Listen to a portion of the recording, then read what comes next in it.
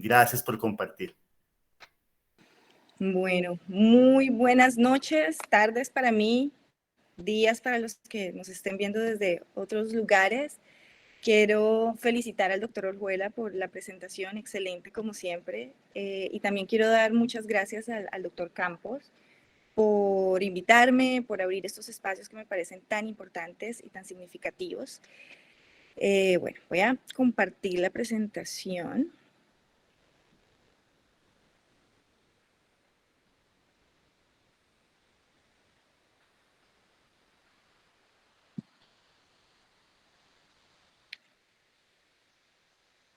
Okay.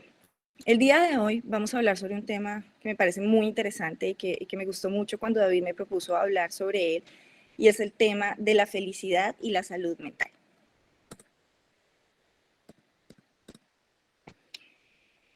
Los escritos sobre la búsqueda y la persecución de alguna forma de la felicidad por parte de los seres humanos datan, al menos en la tradición occidental, de los años o del año 440 a.C. En la antigua Grecia. Heródoto, acá está la foto de Heródoto, es un escritor, o fue un escritor y un geógrafo, considerado por muchos como el primer historiador, en una de sus máximas obras, que fue Las Historias, en donde él narró de manera muy detallada las guerras greco-persas. Él describe en uno de los libros de esta obra cómo en un diálogo, porque se tomaba algunas libertades narrativas, entonces describía algunos diálogos y cómo se hablaba sobre la envidia que había entre los dioses y además sobre lo efímera que era la felicidad humana. Entonces, desde aquí se hablaba un poco acerca de la felicidad humana, y en los siglos posteriores las causas y las consecuencias de la felicidad humana han sido un tema que muchos han querido entender, que muchos han querido investigar. Sin embargo, hasta finales del siglo XX, este fue un tema que estaba muy ligado sobre todo a la filosofía y a la religión. Posteriormente vino la validación de escalas, en donde las personas empezaron a autorreportar sus niveles de felicidad, y estas escalas y esta validación y uso de las escalas han promovido que se genere una fuente de investigación sobre las causas y las consecuencias de lo que es la felicidad humana. Además, esto ha hecho que no solamente campos como la filosofía y la religión hablen sobre la felicidad, sino que ha permitido que otros campos de las ciencias sociales, como la sociología e incluso ciencias biomédicas como la psicología y la psiquiatría, empiecen a abordar de manera empírica preguntas que previamente eran tratadas de una forma más teórica. No podemos hablar de felicidad sin definirla, y esto es importante porque, bueno, una definición general es la de la Real Academia de la Lengua Española, en donde pues, nos dice que es un estado de grata satisfacción espiritual y física, e incluso nos dice que es una ausencia de inconvenientes y tropiezos. Todos sabemos que esto pues realmente no es muy real. Todos tenemos inconvenientes, todos tenemos problemas y todos tenemos tropiezos a lo largo de nuestras vidas, y esto no significa necesariamente que no seamos felices o que no seamos capaces de encontrar nuestra propia felicidad. Algo que me pareció muy interesante es que más o menos todas las lenguas indoeuropeas tienen la raíz de donde viene la palabra felicidad, viene de una palabra que significa suerte. Por ejemplo, en el inglés, happiness, que viene de la raíz hap, que significa suerte o fortuna, está muy correlacionada con el hecho de que previamente la felicidad no era algo que los humanos buscaran, algo que estuvieran tratando de encontrar a lo largo de sus vidas, una cosa a donde se estuvieran dirigiendo, sino que más bien estaba ahí y llegaba de sorpresa. Los dioses se lo daban a las personas, o la fortuna llegaba y esta persona encontraba la felicidad. Sin embargo, después de que Sócrates y Platón enfocaron la tradición hacia la búsqueda humana de la felicidad, se empezó a ver que se correlacionaba un poco más con esto, con el humano buscando qué era lo que lo hacía feliz, buscando como punto final o como objetivo esa felicidad que es tan anhelada. Lo que nos habla de que la felicidad, más que un concepto estático, es un concepto muy dinámico que va cambiando dependiendo de cómo van cambiando las comunidades, cómo van cambiando las sociedades y por supuesto cómo van cambiando los individuos a través de las etapas vitales. Desde Aristóteles entonces, pues la felicidad se pensó compuesta de al menos dos aspectos, porque muchas veces cuando se habla de felicidad se piensa en el momento en donde se siente placer, por ejemplo ahorita como nos describía Juan Manuel en los conciertos, cuando estamos enfrente de la banda que más nos gusta, empiezan a tocar la canción que nos hace vibrar, en ese momento nosotros sentimos este placer que vendría a ser uno de los aspectos de los que hablaba Aristóteles, que es el hedonismo. Sin embargo, él también hablaba de algo, de alcanzar algo que se llama la eudaimonía, que significa, en palabras simples, una vida bien vivida, una vida con sentido. Entonces, como pueden ver, la definición de felicidad es muy dinámica, es una definición casi que uno podría decir como muy fluida y muy resbalosa, de la cual es muy difícil realmente decir es esto y solamente es esto. Al ser una definición tan dinámica, ha sido complicado para las personas no solamente definirla, sino también medirla y saber exactamente qué es lo que tienen que empezar a trabajar con las sociedades para entender qué es lo que hace felices, cuáles son las causas y cuáles son las consecuencias de la felicidad en el humano. La psicología positivista propuso además, aparte de estos dos aspectos del hedonismo, que genera placer, y de esta sensación de tener una vida con sentido, una vida bien vivida, adicionar un tercer componente que vincula los dos componentes anteriores, que es tener sentimientos de compromiso y de participación en la propia vida. Okay. Aquí les quiero mostrar la definición que muchos ya conocen, muchos ya saben sobre salud mental que hace la OMS, y aquí resalto sobre todo algo que es clave y que conecta la salud mental con la felicidad, y es la palabra bienestar. Bienestar va a ser la clave que nos va a ayudar a conectar estos dos conceptos. Y acá me puse un poco dramática para que sea claro que esa es la parte más importante. Cuando yo estaba buscando artículos y estaba tratando de encontrar literatura acerca de la felicidad, bueno, me encontré con la grata sorpresa de que hay una base de datos mundial sobre la felicidad, en donde de 1975 hasta el 2010 habían participado más o menos 10.000 académicos y habían un promedio de 7.800 artículos que hablaban y que querían descifrar el secreto de lo que hacía felices a las personas. Y me di cuenta además que no solamente el concepto de felicidad estaba muy involucrado en la literatura, sino habían otros términos como bienestar y como calidad de vida que muchas veces se superponían y que incluso eran tratados como sinónimos de felicidad. Y por eso es que ha sido como una arena muy movediza para los investigadores tratar de realmente especificar qué es la felicidad en el ser humano. Esta tabla la puse aquí porque me pareció una forma muy clara de ver cómo se superponen estos conceptos. Sin embargo, muchos de estos conceptos comparten tres cosas, tres componentes, que son el componente afectivo, que son el componente cognitivo y que son el componente físico. Dentro de estos hay unos constructos que son importantes, que es el afecto positivo, es decir, que haya más afecto positivo en la balanza que afecto negativo, para que podamos tener una vida que podamos llamar feliz.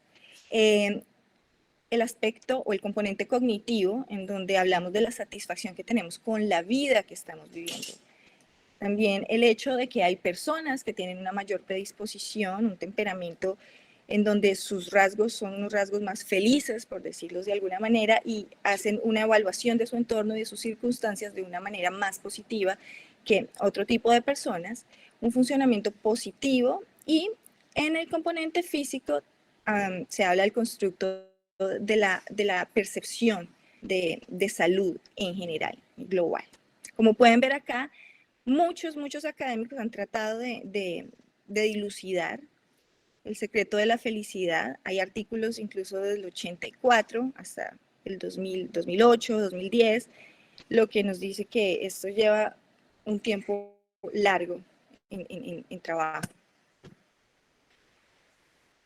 A finales del siglo XX surge algo que es muy importante, que es una reconceptualización. El ruido que están escuchando es el de mi perro que está jugando. Bueno, surge una reconceptualización de algo que se llama el bienestar subjetivo. Y es aquí donde los académicos van a empezar a llamar felicidad, bienestar subjetivo. ¿Cómo percibo yo mi bienestar? Y esto se va a empezar a asumir como un sinónimo de felicidad. ¿Por qué hacen esta reconceptualización? Porque este es un término sombrilla para diferentes valoraciones que las personas hacen con respecto a su vida, a los eventos que les suceden, a sus cuerpos, a sus mentes y a las circunstancias en las que viven. Y nos ayuda a que haya una mayor convergencia teórica entre estos constructos y que sea más fácil hacer experimentación o intentar hacer evaluaciones e investigación en esta área.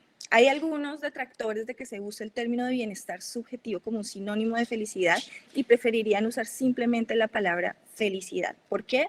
Porque la felicidad es un concepto que es mucho más cercano al público general, es mucho más amplio y se puede alcanzar una audiencia mayor, que es lo que finalmente se quiere cuando se trabaja específicamente en la felicidad y en cómo incrementar el bienestar subjetivo de las personas para que se pueda traducir en políticas públicas que ayuden a que como sociedad estemos mucho mejor. Como sabemos en un principio, la psicología, la psiquiatría y en general las ciencias biomédicas se encargaron principalmente de cuestiones en salud mental que afectan el funcionamiento físico y social del individuo, en cómo manejar esto, en cómo tratar la patología, el sufrimiento. La felicidad, la calidad de vida y el bienestar atrajeron interés, como les decía, solamente hasta el final del siglo XX, y esto fue bueno porque resultó en un aumento muy significativo de la investigación en esta área. Se convirtió además en un punto muy importante en el contexto económico y muchos de los datos sobre bienestar de las naciones son usados ampliamente junto con indicadores económicos. Más allá de preguntarnos si una sociedad está bien porque su ingreso per cápita aumentó o no aumentó, lo que interesa realmente es la percepción de bienestar que tiene esta nación. Aquí quería mostrarles cómo se mide la felicidad. No voy a entrar en cada una de las escalas. Sin embargo, lo que quería mostrarles con esta diapositiva es cómo a lo largo de los años se han ido validando más y más escalas que han ayudado a quienes investigan sobre este tema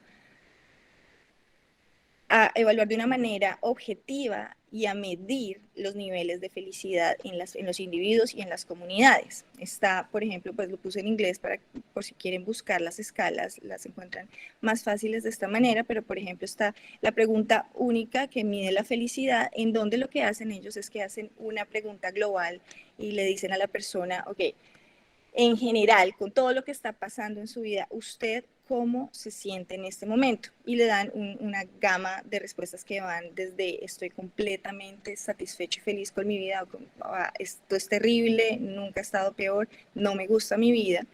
Y así vamos viendo diferentes escalas, como la escala de satisfacción con la vida, la escala subjetiva de felicidad, el cuestionario de Oxford de la felicidad, en donde hay 29 preguntas que evalúan diferentes componentes que se consideran son los que generan una sensación de bienestar en la persona, y les preguntan si ellos están de acuerdo con esta afirmación, qué tan de acuerdo están o en desacuerdo están con esa afirmación.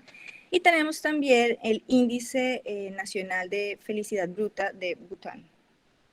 Estas son, digamos, las medidas con las que muchas veces ustedes han visto, al menos en Colombia, cuando miden y dicen que Colombia está en el top 5 de los países más felices del mundo, aunque esto cambió después de la pandemia y ahora no recuerdo exactamente en qué lugar estamos, pero definitivamente no estamos en el top 5 de países más felices. Bueno, felicidad y enfermedad mental. La pregunta es, si la felicidad es esta percepción subjetiva de mi bienestar en todas las áreas, en todos los componentes que generan felicidad. Entonces, una persona que tiene un diagnóstico de una enfermedad mental ineludiblemente es infeliz. Las enfermedades mentales están inherentemente asociadas a la infelicidad. Bueno, esto era lo que pensaba o lo que piensa Richard Lyer, que es un profesor emérito de economía en el Reino Unido, quien en 2005, en un libro que él publicó que se llama La felicidad, lecciones de una nueva ciencia, señaló como la principal causa de infelicidad a nivel mundial las enfermedades mentales. Él hablaba de una epidemia en la sociedad moderna de enfermedades mentales y estaba completamente seguro de que la primera causa eran las enfermedades mentales. Esto lo hizo porque él quería demandar a los gobiernos que hicieran una inversión mucho mayor en servicios en salud mental para las poblaciones. Él consideraba, o su hipótesis era, que si la enfermedad mental era lo que estaba generando tanta infelicidad a nivel mundial, pues el hecho de que los gobiernos empezaran a invertir mucho más dinero en cuidado en salud mental, en psicólogos, en psiquiatras, en instituciones, probablemente iba a aumentar los índices de felicidad. Esto fue refutado en un estudio por Bergsma y Binhoven, y ellos refutaron esta posición con este estudio que se hizo en los Países Bajos, el estudio de Némesis, en donde se evaluaron 7.076 adultos, en donde pues el principal punto de desenlace que ellos querían ver era cuántos de estos tenían criterios diagnósticos para enfermedad mental. Sin embargo, dentro de las evaluaciones que se hicieron, se hizo una pregunta única en donde se les preguntaba en las últimas 4 semanas qué tan frecuentemente se habían sentido felices. Esto iba en un rango desde nunca me sentí feliz hasta continuamente feliz. Y como era de esperarse, como se esperaba, las personas que habían sido diagnosticadas con algún trastorno mental se habían sentido menos felices que las personas que tenían un diagnóstico de enfermedad mental.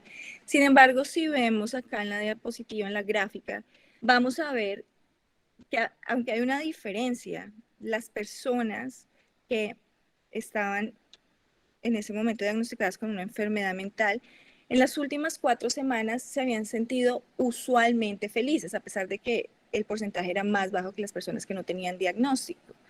Y en el estudio nos mostraban que la diferencia realmente entre los dos grupos no era estadísticamente significativa. Pasando un poco a los servicios de salud mental y la felicidad.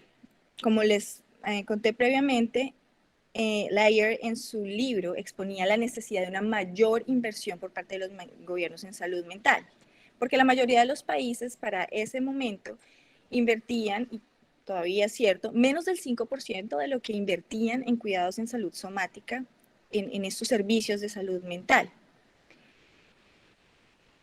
A Thauber y Binhoven les pareció muy interesante esto que estaba diciendo Lyer, y ellos hicieron un estudio en donde, utilizando la felicidad como el criterio de resultado, exploraron la relación que había estadística entre la inversión en servicios de salud mental y la felicidad promedio de las personas que vivían en estas naciones. Ellos lo que hicieron fue una serie de encuestas a una escala macro en diferentes naciones, midiendo los índices de felicidad, indagando sobre esta sensación o esta percepción subjetiva de bienestar que tenían, y el estudio arrojó estos resultados, y fue que el promedio fue más alto en países, el índice de felicidad fue más alto en países que invertían más en servicios de salud mental. Sin embargo, cuando estratificaron estas naciones entre naciones desarrolladas y naciones en vía de desarrollo, se dieron cuenta que la diferencia no era estadísticamente significativa. Esto lo sorprendió bastante y se empezaron a preguntar por qué si hay una diferencia y la correlación es tan fuerte en naciones en donde hay altos niveles de desarrollo y en las que no, pues realmente la diferencia no es mucho en cuánto se invierte o cuánto no se invierte en salud mental.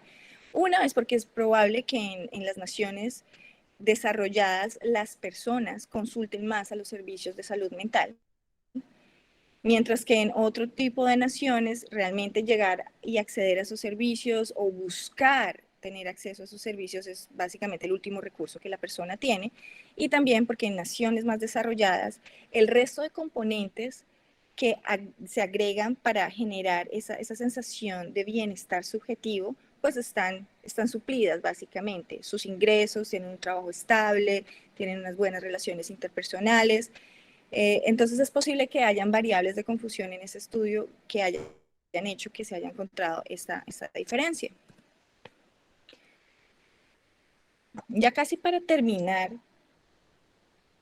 en esta diapositiva lo que yo quería era hacer una invitación, porque como vemos, evidentemente la felicidad o esta vivencia subjetiva de bienestar está ligada a la salud mental. ¿Cómo podemos hacer nosotros desde nuestra orilla, como profesionales en salud mental, como creadores de políticas públicas que ayuden a que las personas tengan una mejor salud mental, para trabajar en pro de que esto se haga una realidad? Entonces, una de las cosas y una de las invitaciones para aquellos que están interesados en la investigación, en crear nuevas líneas de investigación, es que se genere una mayor colaboración a través de las ciencias, que no sean solamente las ciencias sociales, sino que también las ciencias biomédicas se involucren para que se genere una investigación colaborativa y transversal. ¿Por qué? Esto podría generar 4 cosas muy importantes a largo plazo. Una es el hecho de que basarse en una amplia gama de metodologías, de bases de datos, de teorías, lo que nos hace es tener como una visión mucho más completa del panorama y nos ayuda, por ejemplo, a que si hay alguna debilidad en una metodología que se aplique en una ciencia, otra ciencia pueda llegar y pueda rescatar eso y ayudar a corregir, digamos, esas dificultades o debilidades en esa metodología. Lo que al tiempo ayuda a ofrecer una legitimidad en los hallazgos y nos ayuda a demostrar cuando queremos hacer públicas leyes o políticas públicas en salud mental de que sí se puede generalizar, de que sí es posible hacer una traducción de la investigación, de nuestra teoría a la realidad.